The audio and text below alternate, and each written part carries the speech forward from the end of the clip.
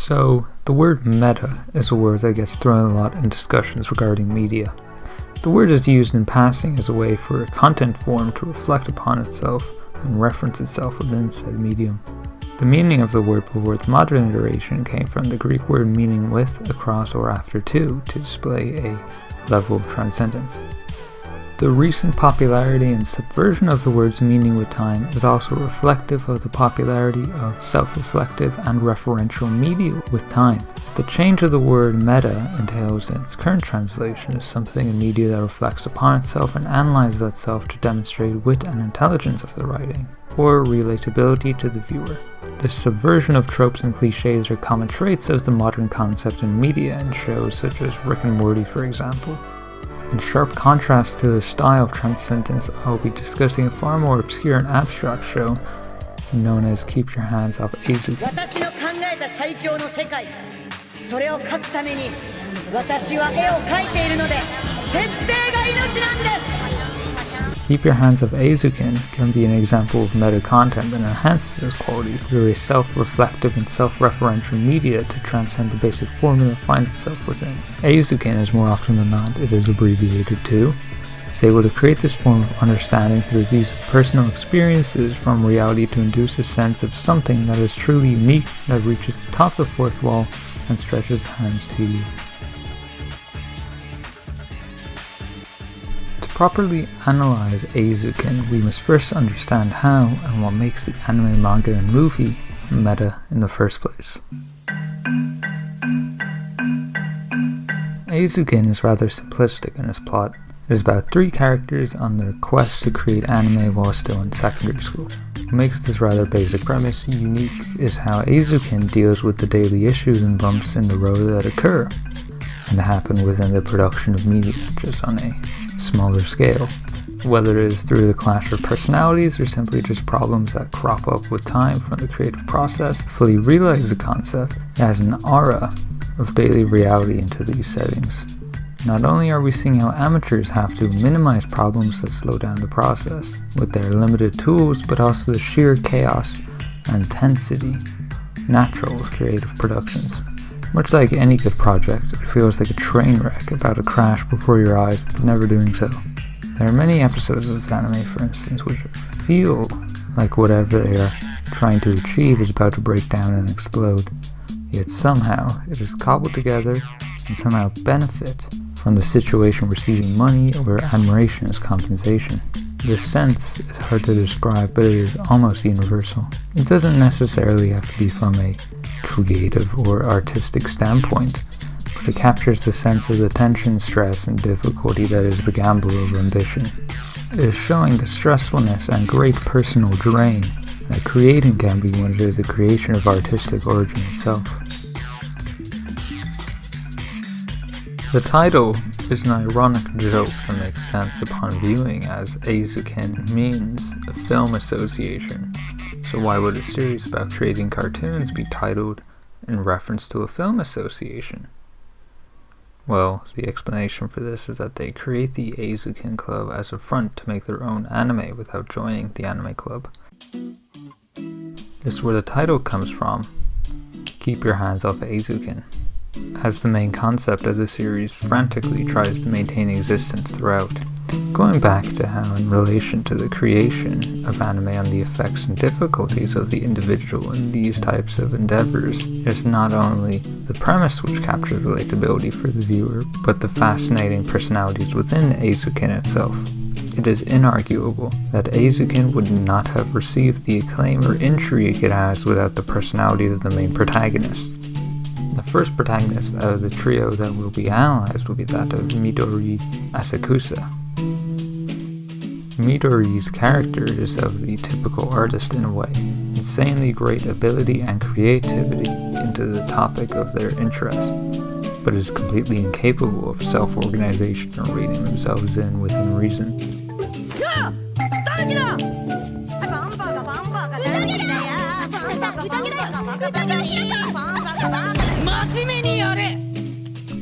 Midori is a director-type personality in which she is able to command respect and loyalty through highly thought-out and uniquely creative concepts, but is very unwilling to hand over the project to moderation and assistance and attempts to do everything herself even when her ability and time frame disagrees greatly. This results in great self-destructive moments by Midori, despite her massive time and effort put into projects. Either runs away out of disappointment or intentionally attempts to sabotage the project as one minuscule aspect is not to her liking. This is not helped by her inability to multitask and generally unfocused personality, which leads to projects nearly being abandoned entirely, or her attempting to completely alter the nature of her projects. This is also compounded by her inability to properly communicate ideas outside of a select few she is able to seek comfort within. Midori faces significant discomfort with social interactions in general, I might add. It's implied indirectly in Eizouken's creators that she has some form of autism or Asperger's as the creator, based on the way she acts or behaves of individuals she has worked in the industry who had such disorders. Regardless of this, the decisions Midori makes or her personality is certainly relatable to people mainly in the creative industry, or you've likely met someone who fits most of these criteria. If not, maybe you are this person. The individual in the story that prevents the train wreck from crashing at every turn is Sayaka Kanamori, or rather Kanamoni. The character of Kanamori is quite unique to Eizouken, but very endearing in her own right. The character essentially has a cult following within Eizouken's fanbase, and for a reason. Kanamori essentially acts as the producer for Midori. She lets Midori direct and create the idea for a project, but once the ideas have been set, there is no going back. It must be done. ガサン仕事に責任を持つために金を受け取るんだ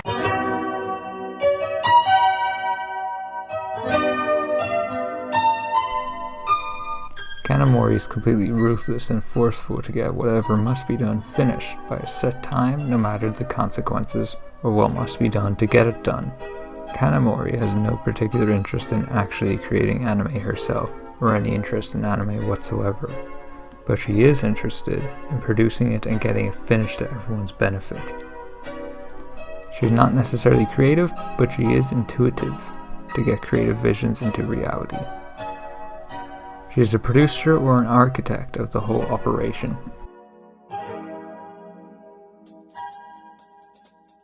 Some would call her tactics of blackmail, forceful aggression, lying, scheming, and penny pinching to get her aims accomplished brutal, unprofessional, and frankly inappropriate. On the other hand, it is to her benefit, all these tactics, but it isn't solely her benefit.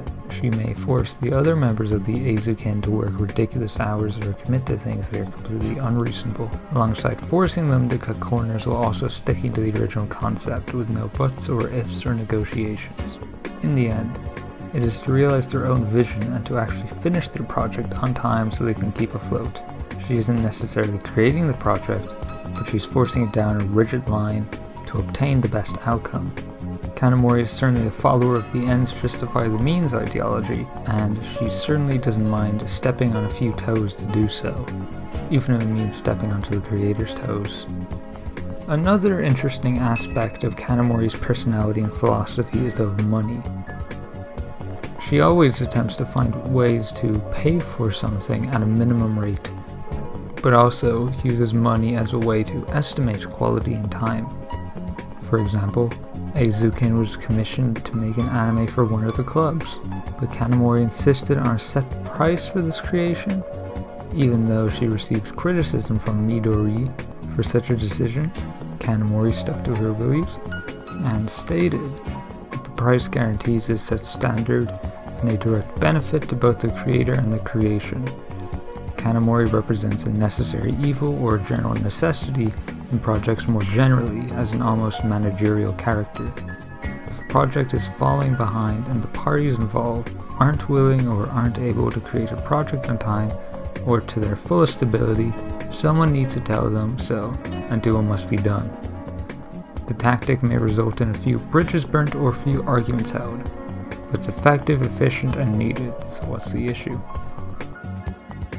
Kanamori in a way represents the duality of creative industries contrasting Midori, completely opposed in design and ability, but a dichotomy that creates the necessary results on time and in good quality.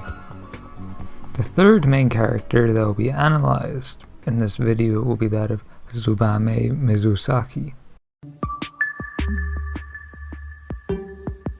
Unfortunately, there's not as much to write about her personality, as she has not been intended to be as extreme or convoluted as Kanamori or Midori. However, the character is by no means a boring design.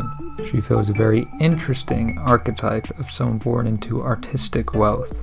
This isn't the stereotypical rich girl that revels in the sin of vanity or envy, but more along the lines of someone who has the ability, time, and wealth to invest herself into any career path that the parents desire to sculpt them into their own idea.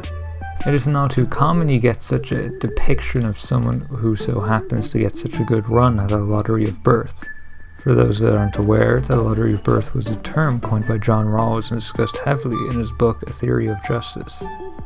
The concept is that no one chooses who they are born to, so it shouldn't be their fault or responsibility for their origin, as no one can control where they are from and who made them. What's interesting is that even though Kanamori and Midori are significantly lower on the social pole, they don't treat each other differently because of it. There's no criticism or issues that arise between them because of their backgrounds. There is no class in the Eizouken club. Nakama desu. The only possible issue with their societal differences is possibly ignorance between income, facilities, and Mizusaki's parents. I'm sure you are aware of the term Karens and helicopter parents in reference to typically parents of higher income backgrounds to which leverage and self-importance derive from their wealth into everyday life or their parenting. It could be said that Mizusaki's parents fit the bill, as her parents literally hire bodyguards to find her to make sure she doesn't join the anime club in her school. In the end, they give up this attempt as they realize their child is happy and making the choices they want to make in life. Probably one of the worst things you can do as a parent is break the family relationship.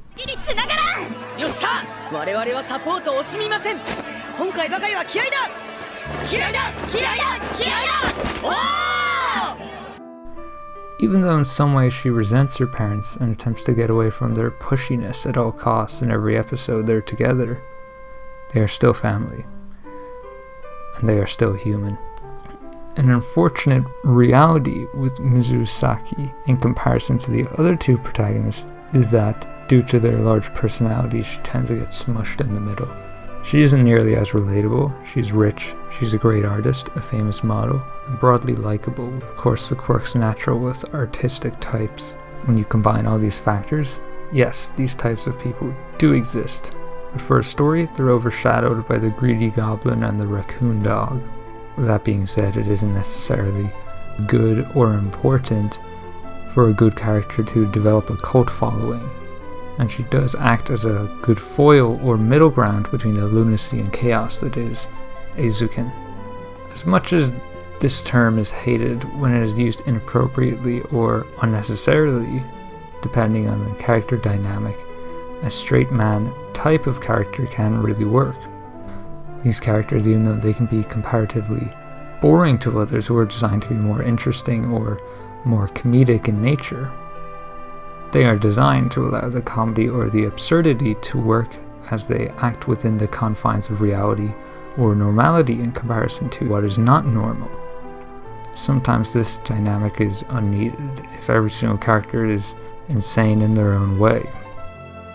Keep Your Hands Off Eizouken enjoys a bit of madness and anarchy that is natural within the strange and sometimes intentionally unfocused setting of the series.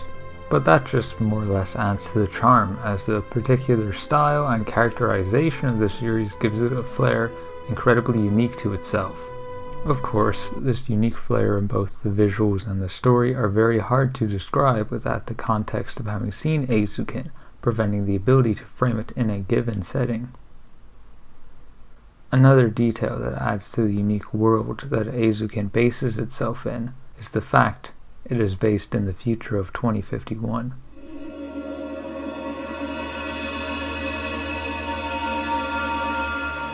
You may not realize it initially, as the setting is practically the same in appearance as Japan's suburbs in the present, but this has been done on purpose.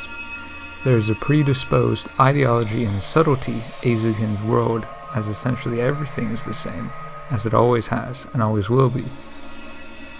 It may seem weird in a Western perspective, but a desire for stability maintained through the status quo has been a mainstay of Japanese history and culture for centuries, as the best way to preserve order is with the current order.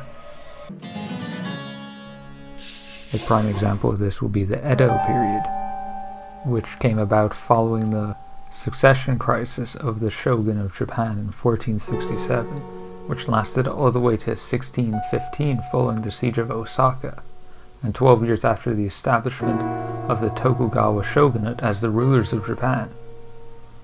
Nearly 2 centuries of constant civil war decimated the nation. So in response, under the Tokugawa shogunate, there was an era of total isolation. No foreigners were let into the nation except for the Dutch, and no one was allowed out. Christianity was banned and guns were made illegal. The rule of this era was primarily to preserve order and maintain stability. This isolationist period lasted until 1867, when the next Japanese Civil War began, known as the Boshin War.